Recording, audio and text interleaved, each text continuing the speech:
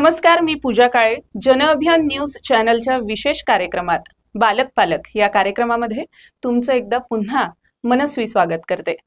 आजच्या या आपल्या दुसऱ्या एपिसोडमध्ये पुन्हा एकदा बालक पालक या विषयावर आपण एका नव्या विषयाबरोबर जुळणार आहोत. गेलेल्या एपिसोडमध्ये आम्हाला खूप छान प्रतिक्रिया आपण सर्व पालकांनी दिल्या आणि आपला विषय होता मुलांची चिडचिड आणि राग.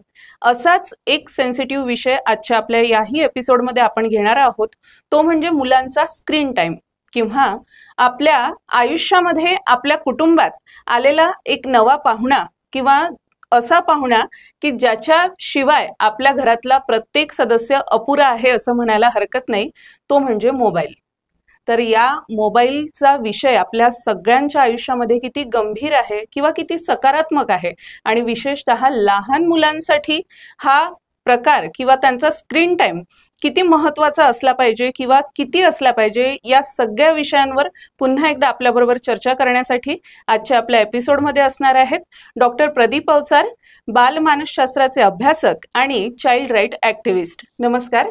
पुन्हा एकदा आजच्या कार्यक्रमामध्ये मी तुमचं मनस्वी स्वागत करते. आणि गेलेल्या एपिसोडचा आपल्याला ज्या प्रतिक्रिया आलेल्या आहेत पालकांच्या, त्याचबरोबर ज्यांनीही आपला एपिसोड यूट्यूबच्या माध्यमातून आणि टीव्हीवर बघितलेला आहे, तर लहान मुलांची चिडचिड आणि राग हा जितका सामान्य दिसतो तो गंभीर किती असू शकतो आपल्या या मागच्या एपिसोडमधून आपण त्यांच्यापर्यंत पोहोचवला आहे. आजचाही विषय तेवढाच महत्वपूर्ण आणि गंभीर आहे, तो म्हणजे मुलांचा स्क्रीन टाइम. तर असं म्हणायला हरकत नाही की स्क्रीन टाइम जो वाढलेला आहे तो मोबाईलमुळे वाढलेला आहे आणि मोबाईल हा आपल्या प्रत्येक कुटुंबियाचा एक अविभाज्य भाग झालेला आहे. तर लहान मुलांबरोबरच मोठ्यांच्याही आयुष्यात मोबाईलची काय संज्ञा तुम्ही सांगू इच्छिता? नमस्कार पालकांनो आणि बालकांनो सुद्धा.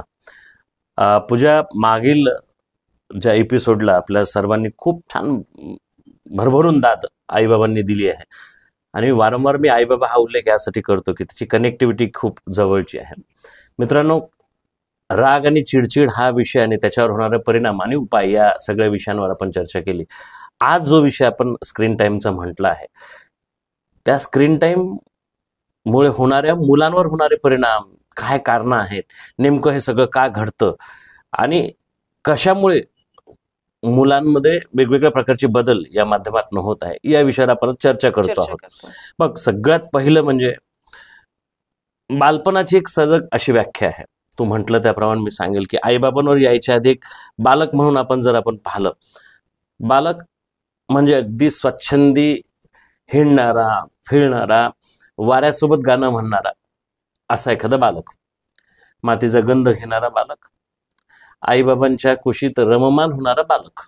एवढंच नव्हे तर आपल्या छोट्या बहिणीशी खोड्या करणारा बालक, भावाशी खोड्या करणारा बालक, एक आनंदी असं रिलॅक्स आणि मस्त असं व्यक्तिमत्व असं आपण बालकाला पाहतो. पण हेच आनंदी बालपण हरवलेला बालक असू शकत नाही. आईबाबांसोबत खेळणारा, बागडणारा एखादा लहान मूल हा जर त्यांना सोडून एका अशा चौकटीत बांधून त्या स्क्रीनवर सतत काहीतरी शोधत बसलेला बालक असेल तर काय खरंच त्याला आपण बालक म्हणायचं का? तो तसाच बालक राहिला आहे का? तर मुळात ह्या स्क्रीन टाईममुळे हे बालकाचं आनंदी व्यक्तिमत्व खरोखरच हरवत चाललेलं आहे.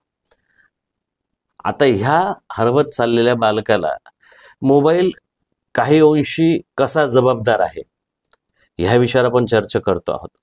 पण सुरुवातीला अमेरिकेचे संशोधक होते मार्टिन कूपर नावाचे. 1973 म्हणजे 1973 मध्ये पहिला वायरलेस कॉल यांनी केला आणि मोबाईलला सुरुवात झाली. त्यालाच मोबाईल म्हटलं जायचं, from one place to another place, म्हणजे वायरलेस असं माध्यम जे सतत फिरत राहतं आणि कॉर्ड नसलेलं असा पहिला कॉल त्याने केला आणि सुरुवात झाली मोबाईलच्या विश्वाला. केवळ संवादासाठी वापरल्या जाणार हे उपकरण त्यानंतर तुमच्या माझ्या सर्वांच्या आयुष्यात अशा प्रकारे व्यक्त झालं की त्याने सगळं आयुष्य व्यापून घेतलेलं आहे.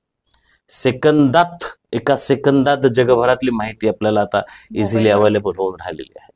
आणि ह्यामुळे ओव्हरऑल आईबाबांचं म्हण की मुलांचं म्हण, संवादामध्ये फार मोठ्या प्रमाणात तफावत येत चाललेली आहे.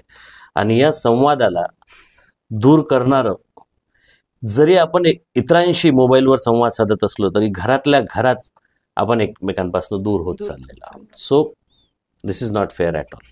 बरोबर. म्हणजे घरातली एखादी व्यक्ती दिसत नसली तरी इतक्या लवकर शोधाशोध सुरू होणार नाही, जितक्या लवकर जर का मोबाईल हरवला तितक्या लवकर त्याची शोधाशोध सुरू होते. बरोबर. ही वास्तविकता आहे. म्हणून मी असं म्हटलं की घरामध्ये आणि प्रत्येकाच्या आयुष्यात की मोबाईल हा असं एक साधन झालेला आहे की तो त्याच्यासाठी अविभाज्य घटक आहे. पण या मोबाईलचा वापर सरासर ज्या मुलांना साधं अजून बाहेरचं जगही ज्यांनी बघितलं नाही किंवा अजून शाळेत ते शिकायला सुद्धा गेले नाही, इतके छोटे 1 ते 1.5 वर्षाचे मुलं सुद्धा आता मोबाईलवर स्क्रोल करताना दिसतात. कारण ही चुकी बऱ्यापैकी आपली पण असते, कारण आपण त्यांना मोबाईलच्या विश्वातलं काहीतरी दाखवतो आणि ते बाळ ते बघत असते. तर एक प्रकारे त्यांचं जे काय लहानपण आहे ते हिरवून घेतल्यासारखं होते आहे. तर त्यांचा हा स्क्रीन टाइम पुढे वाढत वाढत वाढत वाढत किती हानिकारक होऊ शकतो. सुरुवात कशापासून होते माहित आहे का? एक काळ असा की आई तिकडे गरम गरम काहीतरी स्वयंपाक छान करते आहे आणि दुसरं माझ्या ताटात काहीतरी छान पडत आहे गरम गरम, पण ॲट द सेम मुमेंट याचा हट्ट वेगळा असतो. मी तेव्हाच जेवणार जेव्हा माझ्या हातात मोबाईल दिला जाईल. म्हणजे मग त्यावेळेस असं वाटतं की हा बाबा जेवला पाहिजे, हे महत्वाचं असं वाटायला लागते. तर पहिले ही सुरुवात टीव्ही पासून व्हायची की टीव्ही समोर मुलं जेवायला बसायची आणि मग टीव्हीकडे पाहता पाहता एक एक घास खाणं सुरू, असा सगळा प्रकार व्हायचा. आता मात्र त्याच्यावर ऍडव्हान्स टेक्नॉलॉजी आली आणि आईने असं काहीतरी, मग आई त्याला भरवते सुद्धा आणि त्याचं सगळं लक्ष मोबाईलच्या त्या स्क्रीन टाइमवर आहे. तो खातो आहे आणि त्याचं पूर्ण तेच सुरू असतं आणि त्याला काहीच माहित नाही. प्रत्येक घरातलं चित्र आहे 100%. म्हणजे सगळेजण, आणि इव्हन आपण कुठेतरी बाहेर जरी असू तर हे चित्र आहे. लग्न कार्यात, इतर कुठल्या सार्वजनिक प्रसंगात बाळाच्या हाती मोबाईल देऊन दिला की आई वडील थोडेसे निश्चिंत राहतात. मग आता मला सांग की त्याचं चवीकडे लक्ष आहे का? नाही. आपण पंच ज्ञानेंद्रिय म्हणतो, तो जे खातो आहे तो खात नाही, तो गिळतोय फक्त. तो काय चव घेतोय, तो काय खातोय, त्याला चवच नाहीये. तो 2 मिनिटात खातो, गिळतो आणि 2 मिनिटात पाणी पितो आणि त्याचं पुढचं स्क्रोल होऊन जातं. 30 सेकंड नंतर 40 सेकंड. ह्या सगळ्या प्रक्रियेमुळे त्याची जी कनेक्टिव्हिटी असते ती त्या मोबाईलच्या स्क्रीन सोबत असते आणि अन्नाशी असते. म्हणजे काय होतं की त्याचा अनुसंधान म्हणतो आपण याला अनुसंधान शब्द वापरू, की त्याचा अनुसंधान हा त्या मोबाईलशी जोडला जातो. म्हणजे ताट येईल आणि मग मोबाईल येईल, मोबाईल सुरू होईल मग मी घास घेईल.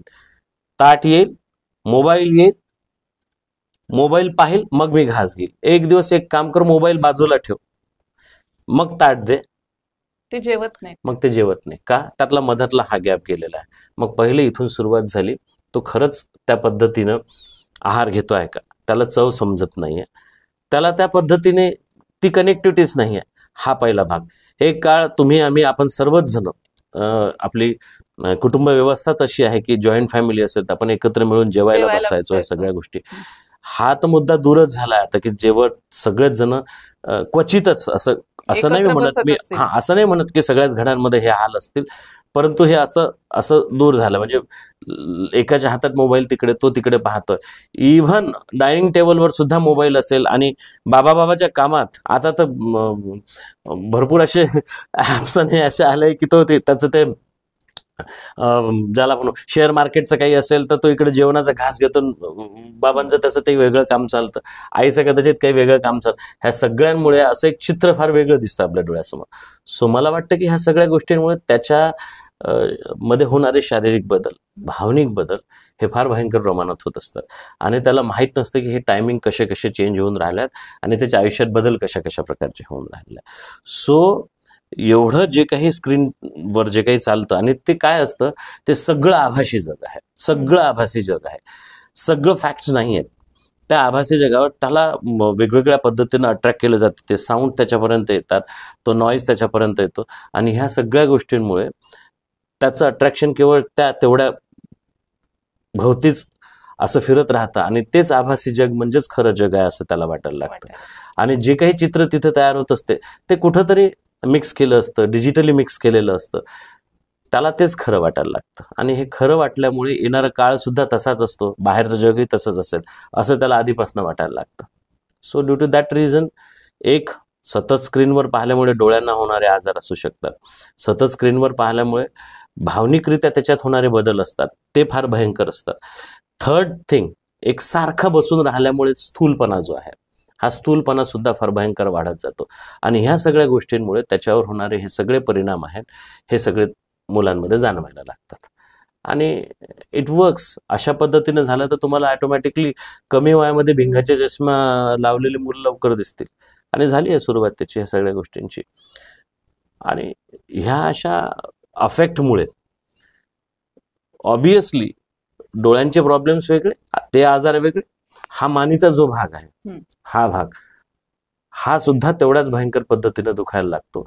म्हणजे मोठ्यांच्या पण सवयीमध्ये पाहणं, ज्या पद्धतीने मोबाईल पाहिला जातो त्याला मग तो ऍडजस्ट करतो, डोळे असे ऍडजस्ट करण्याचा प्रयत्न करतो, मानीच्या ह्या भागाचे प्रॉब्लेम सुरू होऊन जातात. आणि ऑब्विसली पुढे येणारे जे विकार आहेत ते वाढत जातात. इतके भयंकर परिणाम या मोबाईलच्या माध्यमातून आपल्या डोळ्यासमोर येऊन राहिलेले आहेत. सो त्यामुळे ह्या सगळ्या गोष्टींचे परिणाम भविष्यात होऊ नये म्हणून स्क्रीन टाईमवर नियोजन करणं गरजेचं आहे. मोबाईल हा आपल्या सगळ्यांच्या आयुष्यामध्ये आपली कामं सोपी व्हावीत, त्यानंतर आपण डिजिटली कुठेतरी स्मार्ट झालो पाहिजे. आणि त्याचबरोबर जे आधुनिकीकरण झालेलं आहे त्या आधुनिकीकरणासाठी एक खूप महत्वाचं यंत्र मानलं गेलं आहे. पण या मोबाईलच्या वापराची जी असाक्षरता आहे असं म्हणायला हरकत नाही, किंवा असाक्षर राहून जर मुलांनी मोबाईल वापरला तर त्याचे काय काय दुष्परिणाम आपल्याला पाहायला मिळतात. हे बघ, असाक्षर म्हणून मी सांगतो, काउन्सिलिंगला असे भयंकर विषय आहेत की मोबाईलवर असलेले पासवर्ड पासूनचे जे काही विषय आहेत, मुलं आईवडिलांपासून सुद्धा पासवर्ड लपवून ठेवतात आणि त्या मोबाईलवर त्यांच्या पद्धतीचं त्यांचे पासवर्ड टाकतात. बऱ्याचदा आपण पाहिलं की या माध्यमातून होणारे जे काही ज्याला आपण म्हणू की क्रिमिनल ॲस्पेक्ट जे आहेत, म्हणजे आता बघ सायबरचे क्राईम जे आपण म्हणतो, लहान मुलं का मोठे माणसं म्हणा, लहान मुलांचाही विचार केला तर वेगवेगळ्या ठिकाणावरून आता यांच्याजवळ मोबाईल हातात आला तर वेगवेगळ्या प्रकारचे गेम्स मुलं डाउनलोड करतात. काही अनावश्यक कंटेंट जे त्या वयात त्यांनी पाहू नये अशा प्रकारचे कंटेंट त्याच्यावर येतात. आणि हे कंटेंट पाहिल्यानंतर असे काही केसेस आहेत काउन्सिलिंगमध्ये आलेल्या की बँगलोरच्या आल्याने फल्याने माणसाने त्या मोबाईलवर त्याच्यासोबत व्हिडिओ चॅट केले आणि मग त्याने वेगवेगळ्या पद्धतीने त्याला धमकावलं आणि पहिले त्याच्याशी मैत्री केली. मग तो म्हणाला की तू हा गेम खेळ, मग हा गेम घेतल्यानंतर तुला असे अमुक पैसे तुझ्या वॅलेटमध्ये जमा होतील, मग ते पॉईंट जमा होतील, मग तुला अजून छान हे होते, मग असं करत कर, आज ये तू व्हिडिओ कॉलवर ये. मग तो व्हिडिओ कॉलवर येतो. मग व्हिडिओ कॉलवर आल्यानंतर तो जे काही कमांड देतो तो फार वेगवेगळ्या विचित्र प्रकारचे कमांड देतो आणि या माध्यमातनं ते मूल तसं वागायला लागतं आणि इनडायरेक्टली त्याचे ॲब्यूज व्हायलाही वेळ लागत नाही. मग अशा माध्यमातनं मुलांमध्ये जे काही घडतं ते इतकं भयंकर असतं. अशा केसमध्ये मी अनुभवलं, काही मुलांना अशा पद्धतीचं अकोल्यामध्ये सुद्धा अशा काही घटनाक्रम घडलेले आहेत की मग तो व्यक्ती तिथून काहीतरी याला ब्लॅकमेल करतो आणि तू जर एवढे पैसे पाठवले नाही तर मी तुझे व्हिडिओ तुझे हे ते असं सगळीकडे व्हायरल करून टाकेल. आणि नाहीला जण तो मग आईवडिलांच्याकडून पैसे चोरतो, त्याला ते देण्याचा प्रयत्न करतो आणि मग अशा प्रकारे सगळ्या घटनाक्रम घडतात. एवढंच नाही तर डीपीवर आणि स्टेटसवर सुद्धा महाभयंकर कंटेंट महाभाग टाकत राहतात. बऱ्याच जणांना हे सांगणं असतं की आई बाबा सुद्धा स्टेटसवर असे काही कंटेंट टाकतात की जे कंटेंट, याचा उपयोग डिजिटल साक्षरता म्हणून झालेला आहे, ह्याचं आधी तूच म्हटलं आणि मी तेच सांगतो की डिजिटल साक्षरतेच्या दृष्टिकोनातनं mobile is a good thing at all, खूप चांगलं आहे. पण तो जर तुम्हाला त्याचा उपयोग तुम्ही वेगळ्या पद्धतीने जर करत असाल, तुम्हाला माहीत नाही आहे की नेमकं कसं उपयोग करायचा, तर अशा वेळेस बऱ्याच ठिकाणचे अकाउंट हॅक होण्याचे विषय असतील, चुकीच्या किती पोलीस डिपार्टमेंटच्या माध्यमातून अवेअर केल्या जात असलं तरी सुद्धा तुमचे अकाउंट्स हॅक होतात किंवा ह्या सगळ्या गोष्टी घडतात. मग अशा माध्यमातून सुद्धा तुम्ही फसले जाता. मुलांमध्ये ज्या पद्धतीचं असं सगळे मोठे सुद्धा तसेच करतात. म्हणजे अनावश्यक कंटेंट तुम्ही स्टेटस, म्हणजे आता लोकांसाठी मोबाईल असं स्टेटसचे विषय झालेले आहेत की लोक स्टेटस पाहावेत म्हणून त्यांच्या पर्सनल लाईफ सुद्धा मोबाईलवर डिक्लेअर करून टाकतात. सोशल आणि पर्सनल लाईफमध्ये काही फरक आहे. तुमचे पर्सनल लाईफ सुद्धा तुम्ही ज्या पद्धतीनं मोबाईलवर स्टेटस म्हणून ठेवता, काही लोक तर स्टेटस फक्त बदला घेण्यासाठी ठेवतात असं मला वाटतं, की याला वाईट वाटलं पाहिजे, ह्याला जर तशा पद्धतीनं काही वेगळ्या पद्धतीनं हार्म नाही करायचं तर मग या पद्धतीनं स्टेटस ठेवलं गेलं पाहिजे का. म्हणजे मला हे समजत नाही की why should you are going to utilise this thing in this manner, का म्हणून तुम्ही अशा पद्धतीनं वापर करताय त्याला. लोक स्वतःच्या आजीच्या मरणाची अंत्ययात्रा स्टेटसवर दाखवतात. दुसऱ्या दिवशी एखाद्याच्या वडिलाची मरणाची बातमी किती लोकांनी स्टेटसवर शेअर केली हे पाहणारे महाभाग सुद्धा आहेत. याच्यासाठी मोबाईल आहे का? ह्या गोष्टींसाठी नाही येत. मुलांना तीच सवय लागते. काही उठसूट झालं की स्टेटस, काही उठसूट झालं की स्टेटस का. ह्या सगळ्या गोष्टींमध्ये मग आई वडिलांपासून आई तू इथं अशीच करते, थोडंसं काही झालं की आपले फोटोग्राफ्स वेगळ्या पद्धतीने टाकणे, वेगळ्या पद्धतीने त्याला, हे सगळं आहे. ह्यासाठी मोबाईल नाही आहे. मी डिजिटलचं तुला उदाहरण दिलं. इव्हन इरिटेशन किती आहे बघ, मोबाईल जर हातात दिला नाही, म्हणजे नांदेड सारखी एखादी घटना जर तू अनुभवली तर नांदेडला वडिलांनी मोबाईल नाही दिला घेऊन म्हणून त्या मुलाने सुसाईड करून टाकली. पबजी सारखा गेम खेळताना मुलं भटकत भटकत जातात, त्याचा ऍक्सिडेंट होऊन तो मरतो, तो टेरेसवरून पडतो. हे सगळे प्रकार मोबाईलमधूनच घडलेले आहेत. एवढंच नाही तर आई आणि वडिलांमध्ये भांडणं झाले, मोबाईल धरून भांडणं झाले, तर धरला मोबाईल आणि फोडून टाकला. अशा सगळे प्रकार या मोबाईलमध्ये होऊन राहिले. आता ह्या सगळ्या गोष्टींचे परिणाम जर तू पाहत असशील तर लहान मुलांपासून मोठ्यांपर्यंत ह्या सगळ्या घटनाक्रम ह्या स्टुपिड मोबाईलमुळे होऊन राहिलेले आहे. त्याचं प्रॉपर युटिलायझेशन व्हावं हे सगळं जास्त महत्वाचं आहे आणि त्यासाठी वेगवेगळे उपाय आपल्याला करता येतील. बोलूयात त्या विषयावर आपण. बरोबर. आता आपण बोललो की प्रॉपर युटिलायझेशन, कारण मोबाईल बद्दल जेवढं आपण आता नकारात्मक बोललो, पण याच मोबाईल किंवा मोबाईलच्यामुळे ज्या गोष्टी आपल्याला त्यामध्ये हँडल करता येतात त्यामुळे बऱ्याचशा फायदेकारक आणि काही चांगल्या परिणाम घडणाऱ्या गोष्टी सुद्धा आहेत. उदाहरणार्थ की मुलं आजकाल त्यांच्या काही कला असतील, त्यांचे काही कौशल्य असतील, त्याचे छोटे छोटे ब्लॉग बनवून लोकांपर्यंत पोहोचण्याचा प्रयत्न करतात.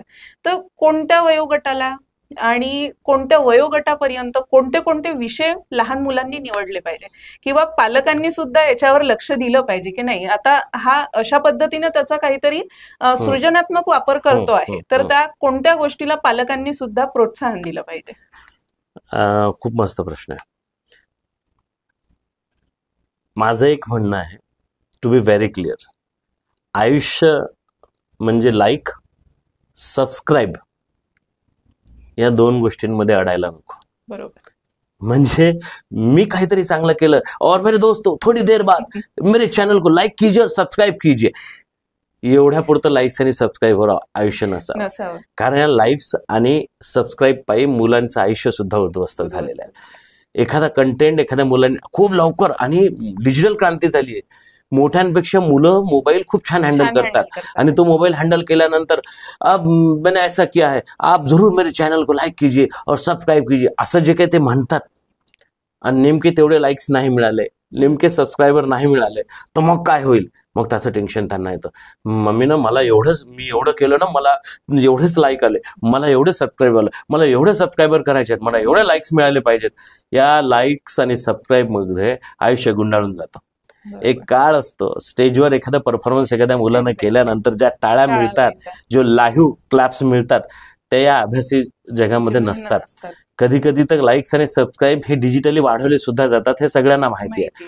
परंतु ह्याच गुरफटलेल्या आयुष्यामध्ये मुलांना हेच मॅडनेस आणि क्रेझीनेस आहे. इव्हन मी तर एखाद्या गृहिणीलाही म्हणेल की तिने एखादी स्वयंपाकाची डिश जरी बनवून एखाद्या चॅनलला टाकली आणि तिने जर त्याचं नाही मिळाले तिला लाईक्स, आणि तिचं टेन्शन वाढत जातं.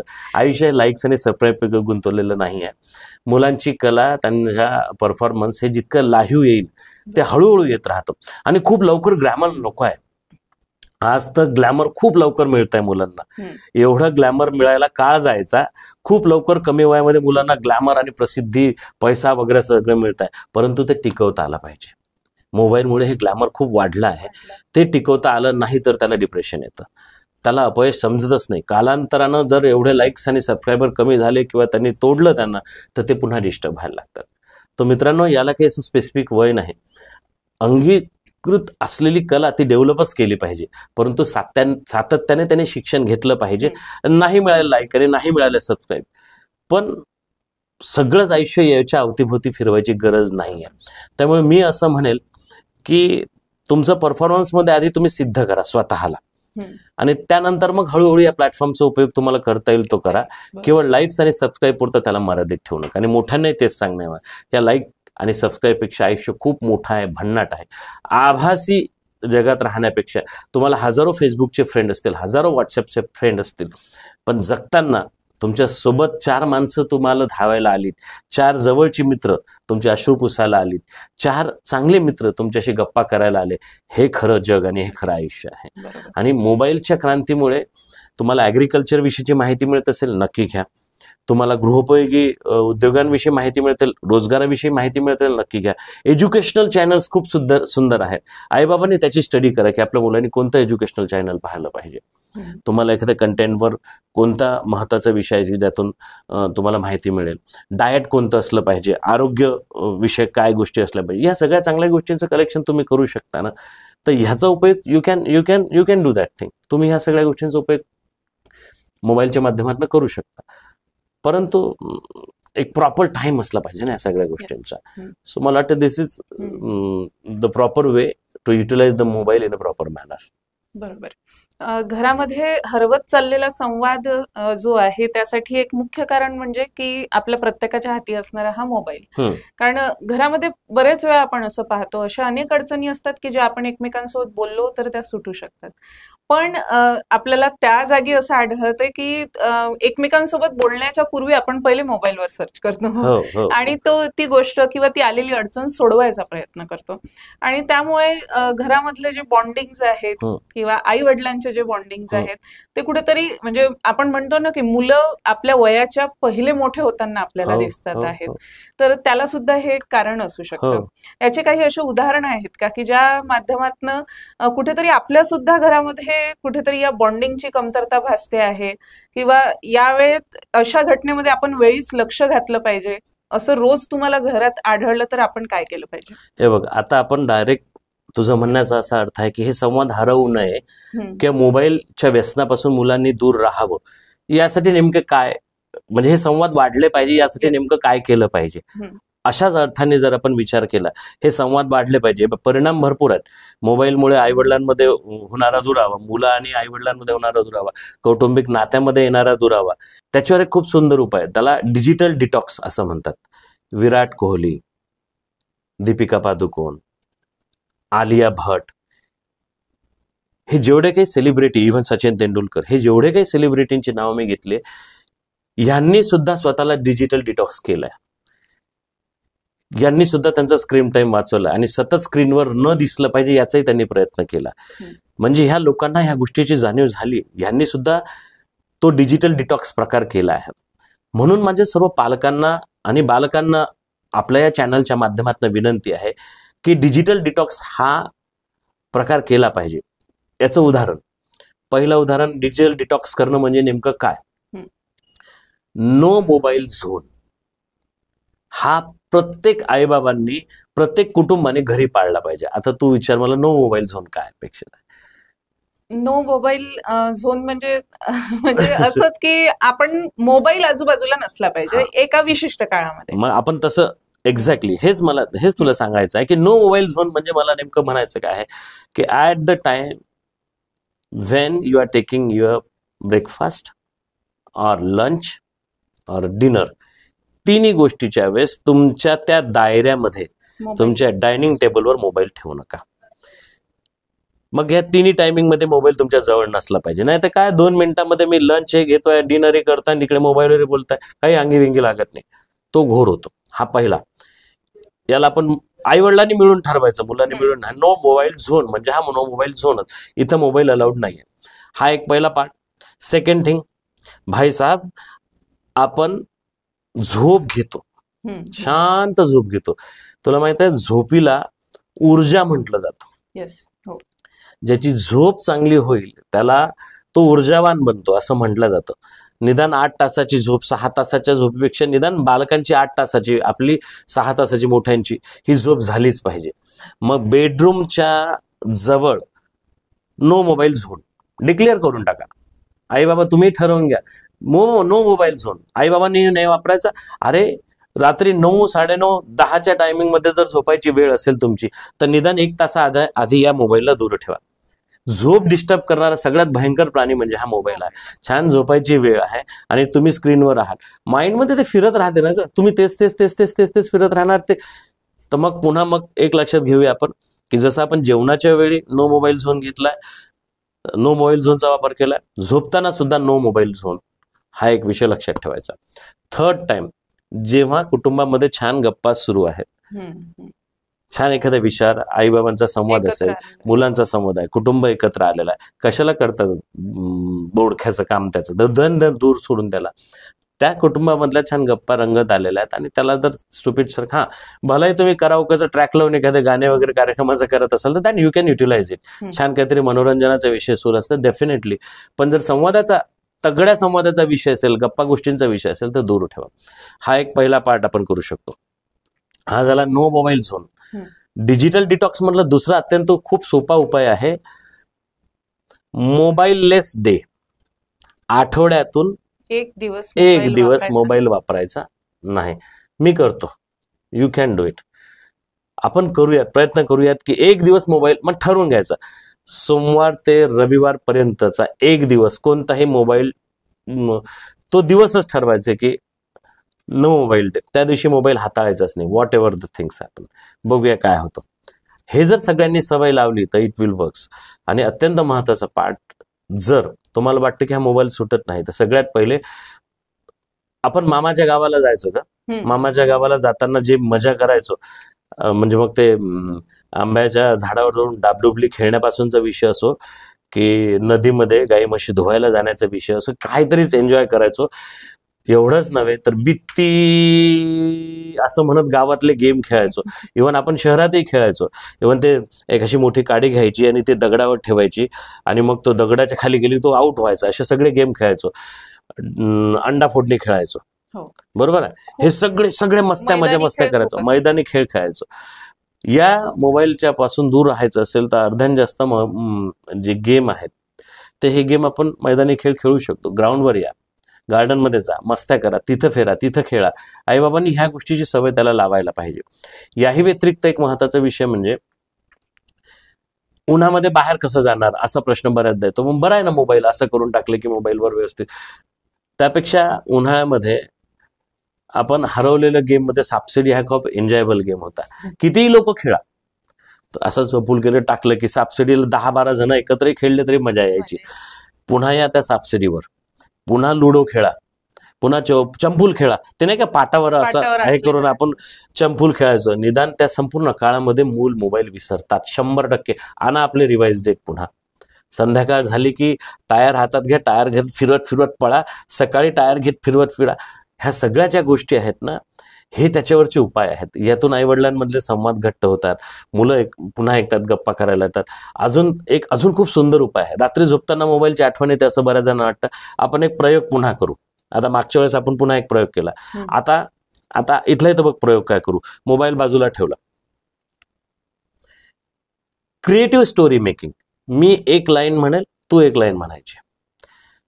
बघू, इन्स्टंट हा, जास्त डोक्याला ताण नाही द्यायचा. त्यापुढं एक मोठं जंगल होतं. एक मोठं जंगल होतं आणि त्यामध्ये एक सिंह राहत होता. आता तू तुझीच लाईन म्हणायची. मी म्हटलं एक मोठं जंगल होतं. एक मोठं जंगल होतं आणि त्यामध्ये एक सिंह राहत होता. आणि तो सिंह ज्या ठिकाणी राहत होता तिथे आजूबाजूला खूप प्राणी राहायचे. खूप आजूबाजूला प्राणी राहायचे आणि सिंहाचा त्या सगळ्यांवर दरारा होता. आणि त्या दरारामुळे एक दिवस सशाने ठरवलं की मी सिंहाजवळ जाईल आणि त्याला म्हणेल तुझ्यापेक्षा माझा दरारा जास्त आहे. आणि त्या ठरल्याप्रमाणे सगळे प्राणी त्या सस्याची मजा बघायला लागले आणि ससा सिंहाच्या गुहेत गेला. सिंहाच्या गुहेत ससा गेल्याबरोबर त्याने डेअरिंग केली. सिंहा मी भारी आहे तुझ्यापेक्षा, मीच या जंगलाचा राजा आहे. आणि हे ऐकून सिंह खडबडून जागा झाला आणि सिंहाने जोरदार डळकारी फोडली. त्याने डरकाळी सस्याबरोबर सगळे प्राणी सुद्धा पळाले आणि गोष्ट संपली. एकच आहे की या गोष्टीमुळे आम्हाला हे शिकायला मिळते की तुमच्याजवळ जोपर्यंत ताकद नाही तोपर्यंत तुम्ही कोणाला धमकाव देऊ नका. आपण काय केलं बघ, रात्रीच्या वेळी मोबाईल पाहण्यापेक्षा आईबाबांसोबत एखादी क्रिएटिव्ह गोष्ट सुद्धा कशी तयार होते, याला आम्ही आमच्या भाषेत सिंक्रोनायझेशन म्हणतो, कल्पना विस्तार. बघ ना, एका 2 मिनिटांमध्ये मुलांनी असं जर विचार केला तर आज आपण बोलता बोलता एक छोटीशी गोष्ट तयार केली. ही लिखित आहे का, आपण प्लॅन केलाय का, घडली ही गोष्ट उत्स्फूर्त. मग मी असं म्हणतोय की मग ह्या क्रिएटिव्ह वेने सुद्धा खूप छान गोष्टी तयार होऊ शकतात. असं मुलांना रोज आपण जर दिलं ना, रोज द्या ना, तुम्ही रोज प्रॅक्टिस द्या, ऑटोमॅटिक घडतं. अजून एक 5वा महत्वाचा विषय आहे मोबाईल पासून दूर ठेवण्यासाठी, घर पर स्टेज बनाव. म्हणजे काय करायचं, एक छानसं असं एखादा टेबल ठेवायचं आणि एखादा विषय द्यायचा उत्स्फूर्त, किंवा 8 दिवस आधीच ठरवून घ्यायचं की सोमवारी हा विषय राहील, मंगळवारी हा विषय राहील. मग तो घरातलाच घ्या, मामाचं गाव असा एखादा विषय असू शकतो, मी पाहिलेला आठवणीतली जत्रा असू शकते, त्याच्यानंतर असे कुठलेही विषय द्या ना. म्हणजे आज आईने बनवलेला सुंदर पदार्थ या विषयावर असेल. ह्यानी काय होते की घरात त्याला स्टेज डेअरिंग मिळतं, आणि स्टेज डेअरिंग मिळाल्यानंतर तो सगळे कंटेंट, आणि सुपीट सवय काय पडते की एखादी गोष्ट झाली की सगळे गुगल बाबा जिवंत होतो आणि सगळे त्या गुगल बाबावर विषय. नियम एकच, तुम्ही जेव्हा तुम्ही जे मनानं बोलाल ते बोला. डिजिटल बाबाकडून तुम्ही सगळं रेडीमेड घेऊ नका. आता तर ChatGPT सारखे फार असे AI जन्माला आलेले आहेत की सगळं लोक त्याच्यावरच पाहायला लागले. यामुळे आपली क्रिएटिव्हिटी संपते आहे, संवेदनशीलता क्षमता आहे. मी स्वतः काय क्रिएटिव्ह तयार करतोय, मी स्वतः काय क्रिएटिव्ह बोलतोय, मी स्वतः काय क्रिएटिव्ह देतोय, हे हरवत चाललंय. त्यांची क्रिएटिव्हिटी संपायला नको. ह्यासाठी आपल्याला हे भरपूर असे उपाय करता येऊ शकतात, आणि या उपायांच्या माध्यमातून त्याला त्याच्या क्रिएटिव्हिटीला डेव्हलप करता येते, त्याची डिसिजन मेकिंग डेव्हलप करता येते, त्याचं इफेक्टिव्ह कम्युनिकेशन डेव्हलप करता येत. एवढंच नाही तर कोपिंग विथ स्ट्रेस आणि कोपिंग विथ अँगर सारखे विषय सुद्धा कव्हर होतात. बऱ्याचदा लहान मुलांच्या वेळेस सारा मोबाईलच सोडत नाही, काहीच नका करू. मी आईबाबांना बऱ्याचदा सल्ले देतो की तुम्ही सेंच्युरी पेपर घ्या, भिंतीच्या खालच्या बाजूला सगळे सेंच्युरी पेपर चिपकवा, तिथे फक्त तुम्ही pen, pencil, colour, sketch pens फेकून द्या. त्याला वाटेल त्यावेळेस तो उचलेल, तिथे तो रेघोट्या मारेल, तिथे तो कलर करेल. हे सगळं करा. एक अजून गोष्ट एक सांगता येईल की आज मोबाईल पासून पूर्ण दिवसभर दूर होता, यासाठी एक अप्रिशिएशन त्याच्यासाठी जर द्यायचं असेल, आज बाबांना सांगितलं की बाबा आज अनिलने ना मोबाईलला पाहिलं सुद्धा नाही, संध्याकाळी एखादी पेन्सिल दिली, एखादा पेन दिला, त्यातच मजा येते त्याला. सो त्याला अप्रिशिएट करा, टाळ्या वाजवा त्याच्यासाठी. त्याला काय येतं, मूल केवळ शिक्षेसाठी बनलेलं नाही आहे, आणि जर त्याला अप्रिशिएट केलं, त्याचं जर कौतुक त्या ठिकाणी केलं, तर डेफिनेटली सांगतो की त्याला त्या गोष्टीची जाणीव होईल. आईबाबांमधले संवाद याच्या स्टोरी टेलिंगच्या माध्यमातून असेल, क्रिएटिव्हिटीच्या माध्यमातून असेल, या पद्धतीनं जर त्याच्यावर वर्क केलं तर डिजिटल डिटॉक्स नावाचा हा प्रकार, जसं बॉडी डिटॉक्स करतो आपण, मन डिटॉक्स करू शकतो, तसं मोबाईल पासून आपल्याला स्वतःला डिजिटल डिटॉक्स सारखा सगळ्यात मोठा आणि सोपा उपाय कोणताच नाही. यातून संवाद वाढतील, त्याची क्रिएटिव्हिटी वाढेल, इफेक्टिव्ह कम्युनिकेशन वाढेल, एम्पथी वाढेल, आणि या माध्यमातून त्याच्या नवीन रूपाला आपण सामोरे जाऊ शकतो. या सर्व उपायांसोबत आणखी काही महत्वाच्या उपायांमध्ये अजून मला जोडावं असं वाटतं की कॉलनीतल्या मित्रमैत्रिणींनी ग्रुप करायचा छान. आईबाबांनी ग्रुप केला, कॉलनीतले सर्व लोक एकत्र राहतात. यांनी काय करायचं की आठवड्यातून 1 दिवस ठरवायचा. आता हा सगळा पिरियड चांगला आहे, ऊन वारा पाऊस वॉटेवर सगळ्या गोष्टींचा आपण सामना करतो. या सगळ्या गोष्टींपासून दूर राहायचं असेल तर एक्सप्लोअर करायचा, आपल्या जवळचा एरिया शोधायचा. 10 किलोमीटर, 15 किलोमीटर, 20 किलोमीटरच्या आसपास जे काही निसर्गरम्य ठिकाण असतील, नदी असतील, झाड असेल, छानसं जंगल असेल, या सगळ्यांनी त्याचं सिलेक्शन करायचं, जायचं, धावायचं, जंगलांमध्ये रममाण व्हायचं, झाडं मोजा, कॉलनीत काय काय नवीन घडामोडी घडते त्याच्यासाठी त्या एरियात फिरा, एखाद्या मंदिरावर गप्पा करा, एखाद्या ठिकाणी जंगलाच्या ठिकाणी जा, त्याचा शोध घ्या, नवीन झाडं, नवीन फुलं, पक्षी निरीक्षणाला जा. अशी खूप चांगल्या संस्था आहेत की ज्या पक्षी निरीक्षण आयोजन करतात, त्यात जा. आपल्या जवळपासचा एरिया शोधा, आणि रोज मी म्हणतो आठवड्यातून एकदा तरी पक्षी निरीक्षणाला जा, निसर्ग भ्रमंती करा. ह्या गोष्टीमुळे सुद्धा आपण मोबाईलपासून दूर राहतो. एवढंच नाही तर समस्त आईबाबांना माझं सांगणं आहे की आपण कॉमिक्स वाचायचो. चांदोबा दिसायचा आम्हाला, नागराज दिसायचा, चाचा चौधरी दिसायचा. ही सगळी हरवलेली पुस्तकं आहेत. मग सगळ्याच गोष्टी मग आहे तर डिजिटल अवेलेबल आहे. मग पुन्हा स्क्रीन टाइम वाढतो ना. जाऊ द्यात ना, पुस्तकं वाचू द्यात, पाहू द्यात, समजू द्यात, अक्षर फॉन्ट ह्या सगळ्या गोष्टी जाणीव होऊ द्या. आणि मग वाचनाची त्याला गोडी लागली पाहिजे. वेगवेगळ्या लायब्ररीज आहेत, पण वाचनालयांचे वेगवेगळे उपक्रम आहेत, त्यांच्याशी कनेक्ट व्हा. या माध्यमातून सुद्धा फायदा होऊ शकतो. एवढंच नव्हे तर मी अजून सोल्युशन देतो की उन्हाळ्याच्या सुट्ट्या आहेत, काहीच करू नका मित्रांनो. प्रत्येकाने 10-10 पुस्तकांचा संच आपला आणायचे, अपार्ट फ्रॉम स्टडी, नवीन काहीतरी शिकण्यासाठी. आणि मग 10 मित्र जरी एकत्र आले, 1000 पुस्तकं तुमची होतात. एक छान लायब्ररी तुमची तयार होऊन जाते. 1001 पुस्तकं जमा करा सगळे मिळून आणि कॉलेजमध्ये एक अशी जागा ठरवा, रोज एक पुस्तक वाचायला घेऊन जा. आठवड्याभर ते वाचून झालं, सगळे मिळून त्या पुस्तकावर चर्चा करा की आज मी हे पुस्तक वाचलं, मला यातलं बेस्ट आहे, तू हे घेऊन जा आणि मग तू हे घेऊन जा. म्हणजे पुस्तकं एक्सचेंज करा. हा सुद्धा एक खूप चांगला उपाय आहे या मोबाईलपासून तुम्हाला दूर ठेवण्यासाठी. काय होईल, यातून मित्र एकत्र येतील, चर्चा करतील, एखाद्या नवीन पुस्तकाविषयी ते अभ्यास करतील आणि यामुळे पुस्तकं वाचण्याची सुद्धा गोडी वाढेल त्यांची. आणि यातून सुद्धा एक नवीन विश्व पाहण्याची दृष्टी तुम्हाला मिळेल. असं म्हणतात की वाचाल तर वाचाल. अब वाचा, पढो और बढो. खूप सुंदर उपाय आपल्याला डॉक्टर प्रदीप अवचार यांनी सुचवले आहेत की प्रत्येक आई वडिलांच्या समोर हे प्रश्न उभे असतात. मग आता मोबाईल नाही दिला तर मग काय? तर खूप मोठे पर्याय तुम्हाला आजच्या एपिसोडमध्ये दादांनी सुचवलेले आहेत की जर डिजिटली डिटॉक्स करायचं ठरवलं तर मुलांना देण्यासाठी असे भरपूर उपक्रम आहेत की ज्याच्या माध्यमातून आई वडिलांचा आणि मुलांचा जो हरवत चाललेला संवाद आहे तो सुद्धा कुठेतरी हरवणार नाही. आणि घरामधलं वातावरण विशेषतः आता उन्हाळ्याच्या, कारण मुलांना सध्या शाळा आणि ट्युशन्स या सगळ्या गोष्टीतूनच बराच वेळ मिळत नाही. आणि त्यानंतर जेव्हा जो वेळ मिळतो तोच आपला खरा वेळ असतो घराच्यासाठीचा. आणि आता तर मुलं सध्या घरी आहेत, उन्हाळ्याच्या सुट्ट्या, इतर बरेचसे क्लासेस मुलांनी जॉईन केलेले असतात, पण पुन्हा परत येऊन बसल्यावर मोबाईल घ्यायचा हे नित्याचं ठरलेलं असते. पण आई वडील सुद्धा आता सध्या घरी आहे, घरात उन्हाळ्यामुळे काही बाहेरची आपल्या काकांची, आत्यांची, मामांची मुलं आलेले असतात.